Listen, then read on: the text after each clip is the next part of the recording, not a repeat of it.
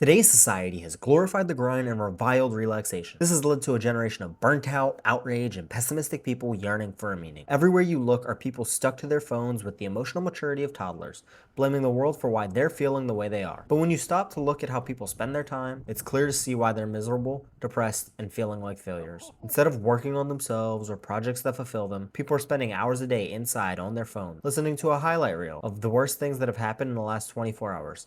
A low light reel, it seems. The solution to this problem is simple. People need to occupy their time doing something more meaningful to them. Having real hobbies. Working out, making art, or picking up an instrument are all far more productive and valuable ways to spend time than what most people are doing these days. And yet, they feel powerless to do something about their predicament. Picking up hobbies helps to create space for creative thinking and using your brain. With how consumed modern society is by the grind, it can be hard to remember to bring balance to the books of life. Yes, you should work hard to achieve your goals, but you also need to make time to decompress mentally and emotionally, and spending hours on your phone doesn't actually help you with that, despite what it may feel to sit and do nothing, since your mind is constantly absorbing new information until you feel too exhausted to keep scrolling. Friedrich Nietzsche in Twilight of the Idols states that all truly great thoughts are conceived while walking. Again, Seneca has this idea of the mind being like an anvil that can be cracked if worked too hard, or a field that can be overburdened if harvested too often. We have to find genuine outlets for the stress and anxiety and worries that build up through our days and weeks,